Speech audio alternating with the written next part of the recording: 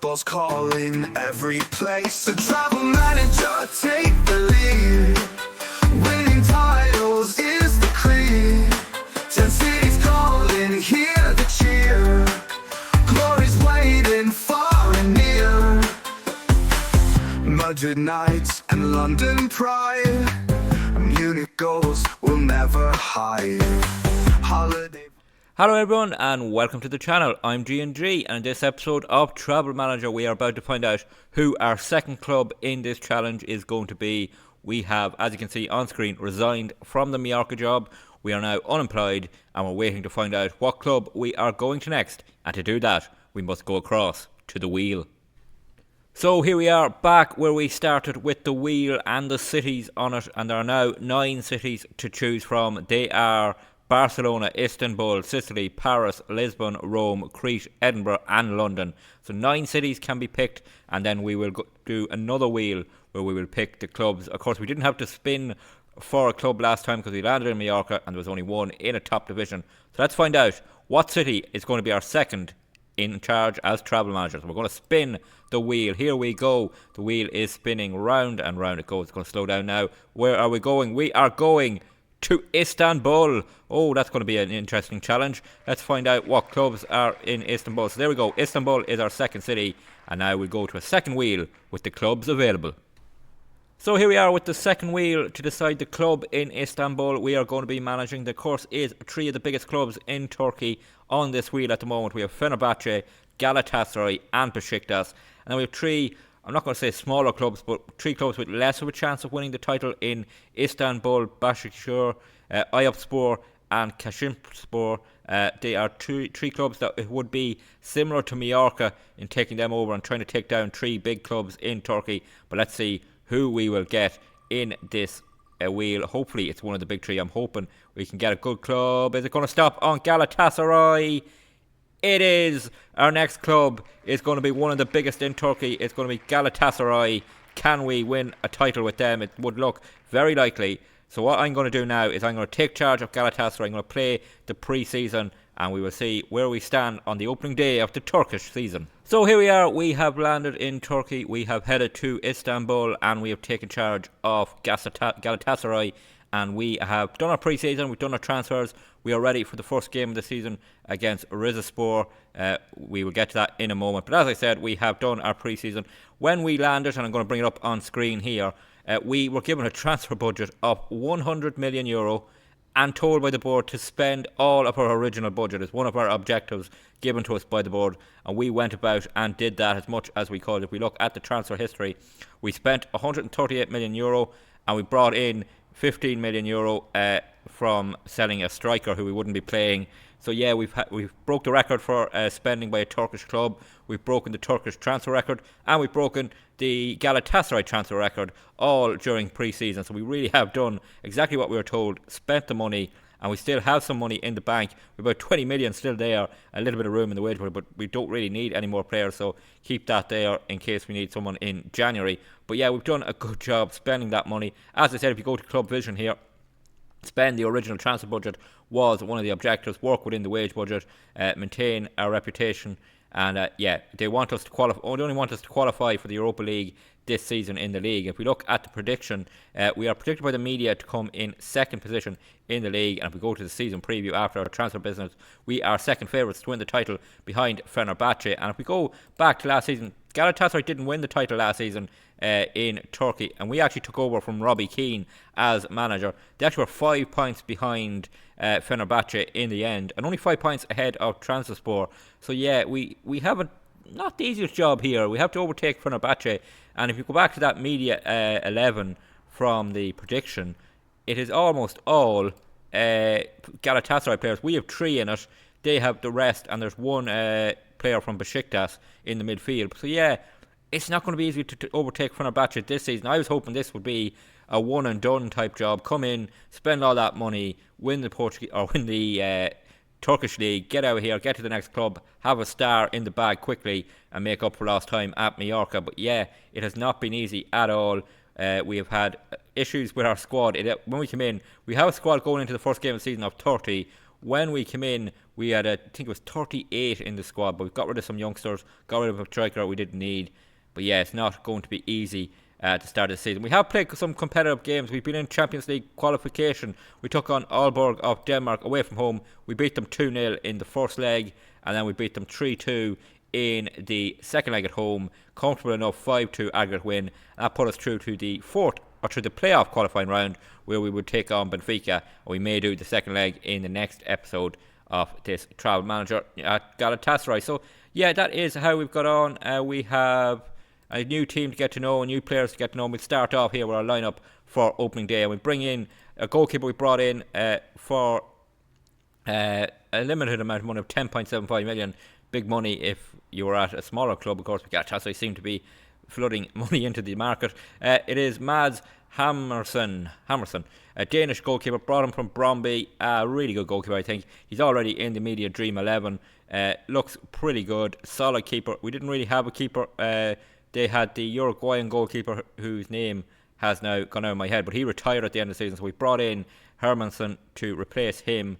And we will hopefully have a solid goalkeeper there for us. Into a back three. We are playing a similar tactic to Mallorca, just tweaked a little with the two behind the striker, but we are playing a back three, and up is a man who is here already, Victor Nelson, another Danish player, so him and the keeper should have a good link up. He looks a solid defender, to be honest.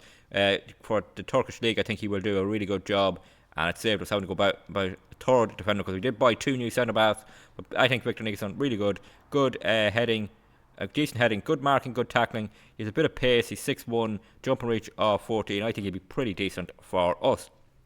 Now, the first of our centre-back signings, and the man who broke all those transfer records, is Nathan Collins. We bought him for 40 million from Brentford. We actually gave Brentford a lot of money in this transfer window. But yeah, getting in this Irishman, good. I think he's good, solid defender for us.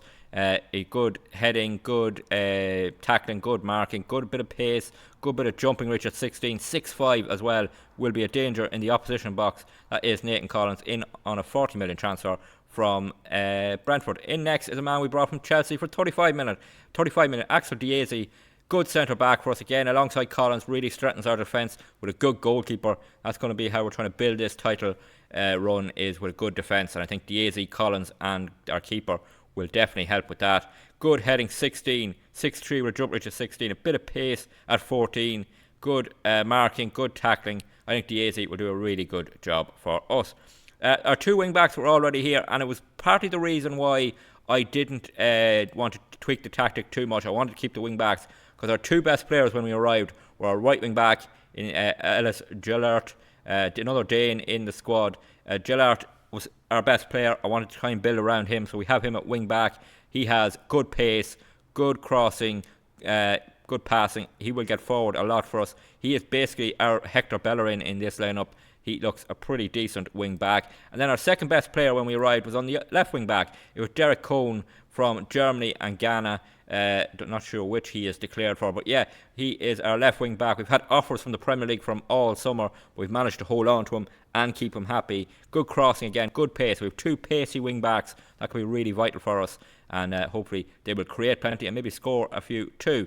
Into midfield, first man here was already here, and it's a familiar face. It's Lucas Torreira, former Arsenal, Atletico Madrid defensive midfielder, 30 years old now.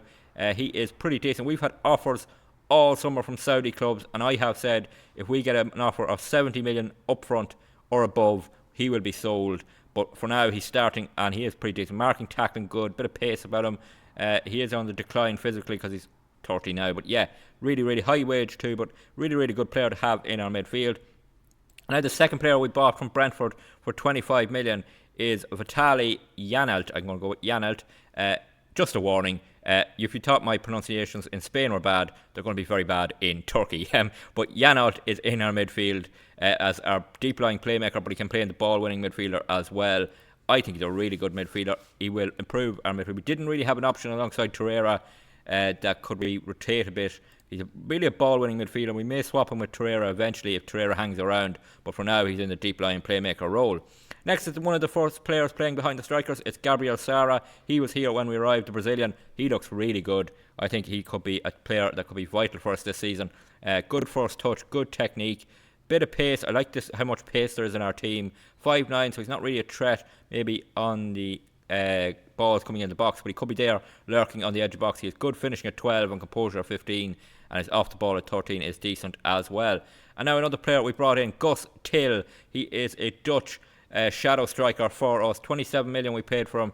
Looks really, really good. He's been really good in pre-season, good in the Champions League qualifiers we played, has chipped in with goals. He has 2 goals in the Champions League already, and I think he could be really good. Again, bit of pace about him, bit of height, good finishing, and I think he'd be a really, really important player. And next up is a player who we have looked into having already here. It's Giovanni Simeone, top scorer in Turkey last season, favourite to be top scorer again this season. We've had a few bids for him, we've hung on to him. 17 finishing, 12 composure, 16 off the ball. He has pace, he has jump reach at 16, he's 5'11".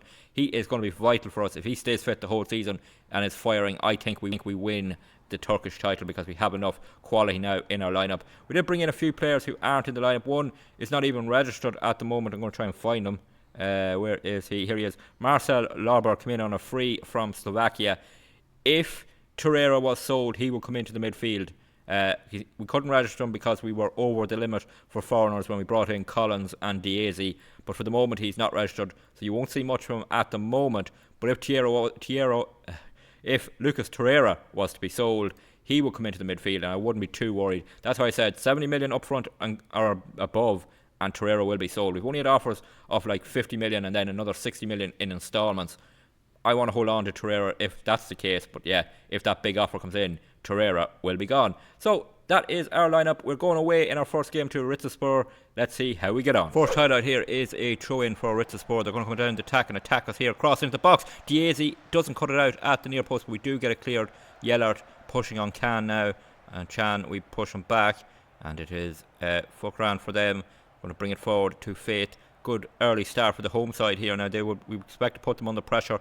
One thing we're trying to do with this tactic change is press like mad as the better team in Turkey. I think that will get us a lot of wins, hopefully. But at the moment, we're keeping our shape, and it is Ritterspur passing it around. Fate on the ball for them, coming down the side. Can we do anything to win the ball back? They go all the way back to the goalkeeper. That's good work for us at the moment. Can we force them into a mistake? Not yet. Ball over the top. We have now, surely. It's Yellert pushing back, getting the ball for us. Yellert. Oh, big mistake. Oh, that's the nightmare start for us.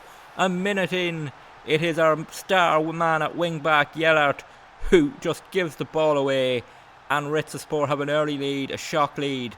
This is not the start. Yellert had done well. He cut out this ball, and then he just switched off completely, gives the ball away. It's a good finish past Hermansen in goals. We're 1-0 down already. It's Ritterspur with a free kick clipped into the box. They have really started well here, and it's not how I expect us to have our first game in Turkey. It's a ball to the edge of the box. They're passing around nicely. Confidence, good block there from Nielsen, and it's out for a corner kick. 10 minutes in, it's all being the home side.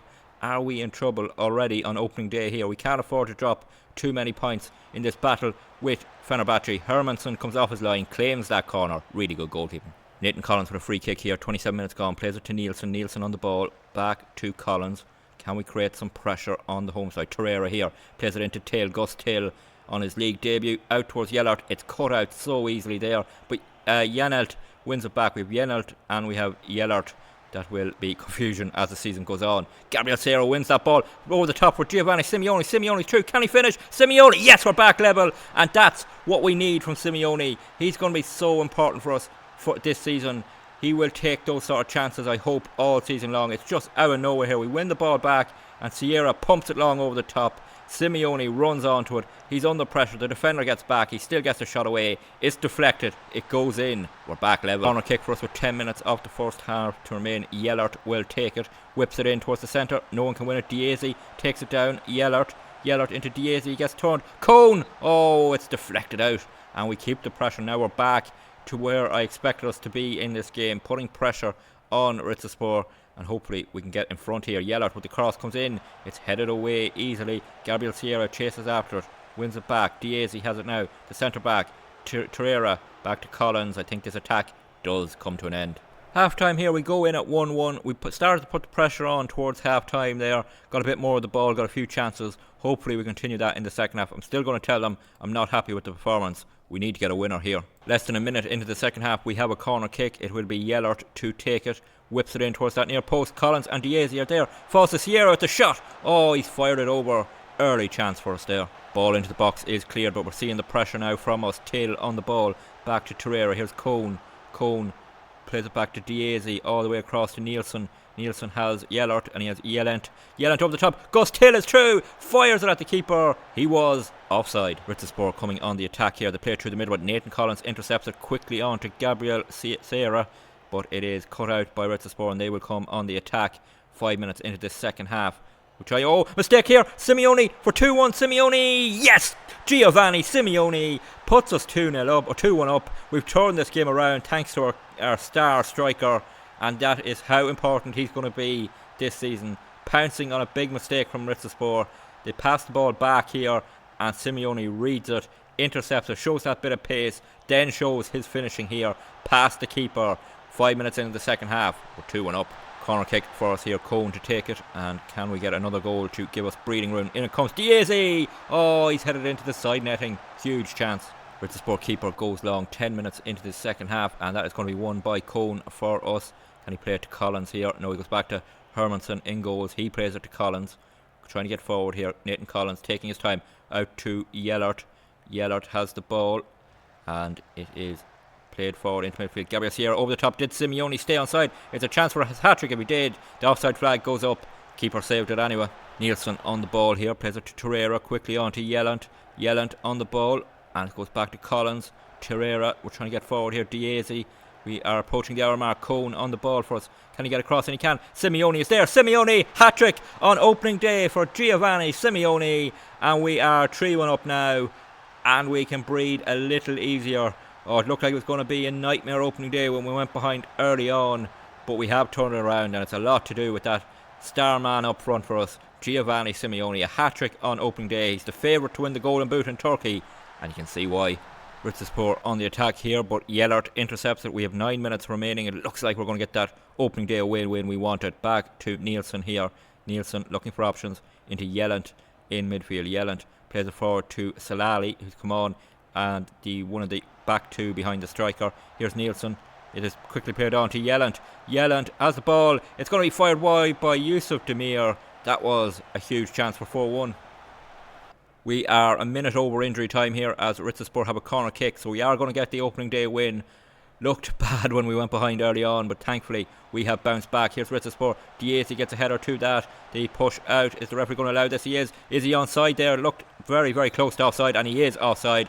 And the full-time whistle goes. We get a win in our first game in Turkey. We win 3-1. Hat-trick for Simeone. So there is the table after opening fixtures. There are a lot of teams yet to play their games, but we are currently in second position behind Fenerbahce. So that's a familiar position from last season for Galatasaray. Hopefully it won't be won at the end of the season. We've got our opening day win, we're up and running, and hopefully we can continue that form in the league. We are going to come back in the next episode for the second leg of that playoff against Benfica away in Portugal, and then we play a home game, our first home game on an episode at Galatasaray against Konyaspor, who are currently in third position after winning on opening day.